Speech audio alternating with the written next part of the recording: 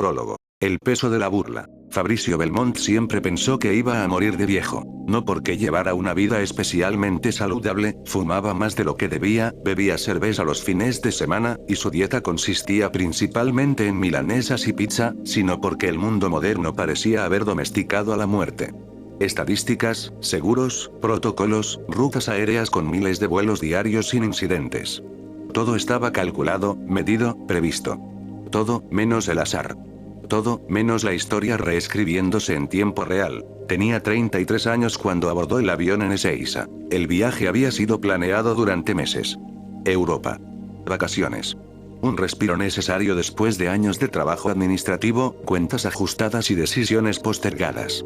Londres era solo la primera parada, una escala larga antes de continuar hacia París, Roma, tal vez Barcelona si el dinero alcanzaba. Había sido caro. Ridículamente caro para alguien de clase media argentina. Me salió un riñón y el ojo derecho, bromeó con sus amigos antes de partir, levantando su cerveza en un brindis de despedida. No iba a cancelar. Ni por las noticias. Ni por las advertencias. Ni siquiera cuando los noticieros repetían sin cesar la misma palabra. Tensión. Rusia. Ucrania. Movimientos militares inusuales. Advertencias diplomáticas cada vez más ásperas. Espacios aéreos restringidos. Pero todo eso quedaba lejos. Muy lejos de un vuelo comercial con destino a Europa Occidental. Fabricio lo sabía. Pero el dinero ya estaba gastado. Los hoteles reservados. Las expectativas armadas. No va a pasar nada, se dijo mientras subía al avión. Y durante horas, tuvo razón, el vuelo transcurrió con normalidad. Turbulencias menores. Películas malas. Comida decente para ser de avión. Fabricio incluso logró dormitar, soñando con calles adoquinadas y museos que solo había visto en fotografías. Hasta que la normalidad se rompió. Primero fue una vibración anómala. Sutil, pero extraña. Como si algo rozara el fuselaje desde afuera. Luego vino un impacto seco, metálico, seguido de un cambio brusco en la presión de la cabina. No hubo explosión inmediata. Solo un silencio imposible, donde incluso los motores parecieron contener el aliento. Y luego, el caos. Las máscaras de oxígeno cayeron. Las luces parpadearon. Los gritos comenzaron en varios idiomas simultáneos. La voz del piloto, entrecortada por la estática, intentaba mantener la calma mientras pronunciaba palabras que nadie quería escuchar. Descenso de emergencia. Fabricio apretó los apoyabrazos hasta que sus nudillos se volvieron blancos. Un caza militar sin identificación oficial había violado el espacio aéreo. Un error de navegación. O una provocación calculada que jamás sería reconocida públicamente. El misil no impactó de lleno, pero no necesitó hacerlo. El daño fue suficiente. Suficiente para condenar al avión a una caída controlada que dejó de ser controlada en los últimos 1000 metros. Fabricio sobrevivió al impacto. No debió hacerlo, según los reportes posteriores. El fuselaje se partió en 3 secciones. La suya, contra toda probabilidad estadística, quedó relativamente intacta.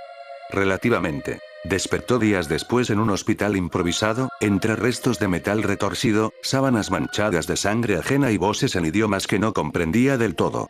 Polaco, tal vez. Ucraniano. Inglés técnico de personal médico desbordado. Milagro, decían cuando lo miraban. Estado crítico, repetían cuando hablaban entre ellos. Costillas fracturadas. Pulmón colapsado. Quemaduras de 2º grado en el brazo izquierdo. Conmoción cerebral severa. Fabricio apenas podía procesar las palabras, pero entendía el tono. Había sobrevivido para morir lentamente. El mundo, mientras tanto, siguió rompiéndose. La tensión internacional escaló. El incidente del avión civil fue negado, luego admitido a medias, finalmente enterrado bajo capas de retórica diplomática. Pero el daño estaba hecho. Las acusaciones volaban. Las alianzas se tensaban. Los misiles se reposicionaban. Y entonces ocurrió el segundo error, más grande, más definitivo. Una bomba táctica, desviada de su objetivo militar por un fallo en el sistema de guía. O tal vez no fue un fallo. Tal vez fue otro error conveniente en una guerra que aún no se llamaba guerra. Fabricio no estaba en el hospital cuando llegó. Había sido trasladado a un refugio antiaéreo improvisado bajo un edificio gubernamental. Cientos de civiles apiñados en pasillos de concreto, compartiendo mantas, agua racionada y un miedo que ya no necesitaba palabras. El destello no llegó primero. Llegó el calor. Una onda expansiva que convirtió el aire en un horno instantáneo. Las paredes temblaron. El techo se agrietó. Alguien gritó, pero el sonido se perdió en el rugido. Fabricio sintió como su piel comenzaba a arder. No gritó. No pensó. Su mente simplemente se apagó, incapaz de procesar lo que estaba ocurriendo. Y entonces, simplemente dejó de ser. Pero no terminó. En el vacío que siguió a su muerte, Fabricio fue observado. No había cuerpo. No había dolor físico. Ni siquiera había oscuridad en el sentido tradicional. Solo una ausencia tan absoluta que dolía en un nivel que no tenía nombre. Y dentro de esa ausencia, algo infinito lo miraba. No era una entidad con forma. No tenía rostro, ni voz humana, ni presencia tangible. Era una presión existencial, como si el peso de toda la creación se concentrara en un solo punto y ese punto fuera él. Fabricio intentó gritar, pero no tenía boca. Intentó huir, pero no tenía cuerpo. Intentó no existir, pero esa opción le fue negada. Y entonces, la sentencia llegó, no como palabras, sino como verdades incrustadas directamente en su esencia. Así que no creías. No fue una pregunta. Fue un reconocimiento. Recuerdos que Fabricio había olvidado, o preferido olvidar, desfilaron sin permiso ante esa presencia incomprensible. Debates online donde se burlaba de creyentes. Chistes sobre la iglesia en reuniones familiares. Sarcasmo afilado cada vez que alguien mencionaba la providencia divina. Si Dios existe, hace un trabajo de mierda, había dicho más de una vez, riendo mientras sus amigos asentían. Cada burla. Cada comentario despectivo.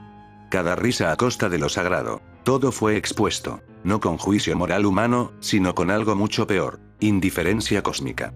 No buscas castigo. No mereces redención. Pero aprenderás. ¿Qué? Fabricio intentó formar el pensamiento, pero fue interrumpido. No a creer. Eso es irrelevante. Aprenderás a respetar lo que existe más allá de tu comprensión. La realidad se plegó. No hubo luz. No hubo túnel.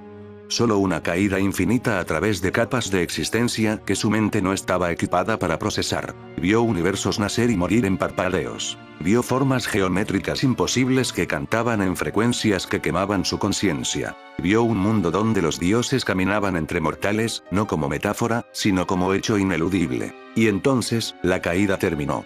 Dolor. Real. Físico. Inmediato. Fabricio jadeó, y el aire raspó su garganta como si hubiera olvidado cómo respirar. Abrió los ojos. Oscuridad casi total, apenas rota por un resplandor azulado y antinatural que provenía de las paredes circundantes. Paredes de cristal.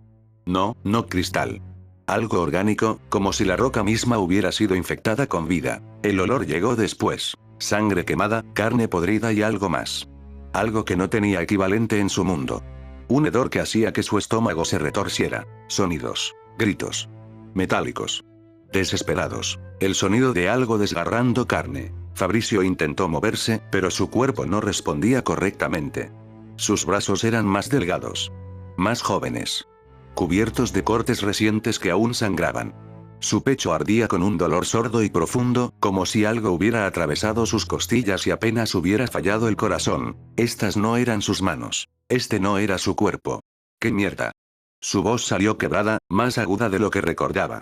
Más joven. Un estruendo resonó a su izquierda. Fabricio giró la cabeza instintivamente y lo vio. El Juggernaut. Una abominación de 3 metros de altura, con armadura de hueso negro fusionada a carne pálida y escamosa.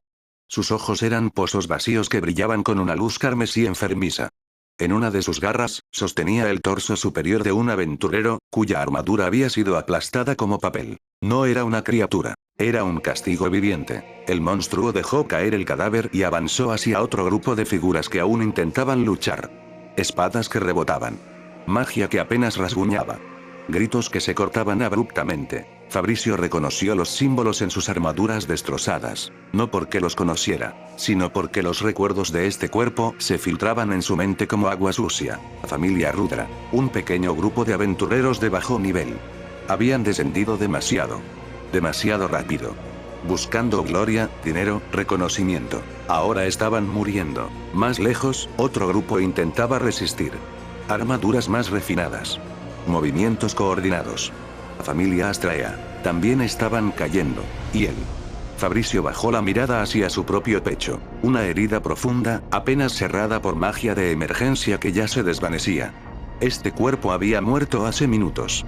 O debió haberlo hecho. Entonces lo comprendió. Este no era un renacimiento limpio, era una posesión forzada. El miembro más joven de la familia Rudra, un chico cuyo nombre aún no conocía, cuya vida apenas comenzaba a infiltrarse en su conciencia, había muerto en esta masacre. Y algo, o alguien, había decidido que no permanecería así. Fabricio sintió la presencia de esa entidad cósmica como un eco lejano, observando desde más allá de la realidad. Aprende. El Juggernaut giró su cabeza. Sus ojos vacíos se clavaron en Fabricio. El instinto lo salvó. No pensó. No analizó. Su cuerpo, este cuerpo que no era el suyo, se movió por pura adrenalina. Rodó hacia un lado justo cuando la garra del monstruo destrozó la roca donde había estado tendido. Fabricio gateó, tropezó, cayó. Se arrastró entre escombros y cadáveres, el corazón latiendo tan fuerte que sentía que iba a explotar. El Juggernaut rugió a su espalda, pero no lo siguió. Tenía presas más cercanas. Fabricio se ocultó detrás de un pilar de cristal a su lado, tapando su boca con ambas manos para contener los sollozos que amenazaban con escapar. Sus manos temblaban violentamente. Su mente se resquebrajaba con cada grito que se apagaba en la distancia. Esto era real. Los monstruos eran reales. Los dioses existían. Y él había despertado en el infierno. No como héroe. Como castigo viviente. En lo profundo del dungeón, rodeado de muerte, sin entender nada, Fabricio Belmont comenzó a aprender la primera lección que la entidad cósmica quería enseñarle. En un mundo donde los dioses son reales, la arrogancia humana no significa nada. Sobrevivió esa noche. Pero el costo de esa supervivencia aún no lo sabía. Así comenzaba su verdadero castigo.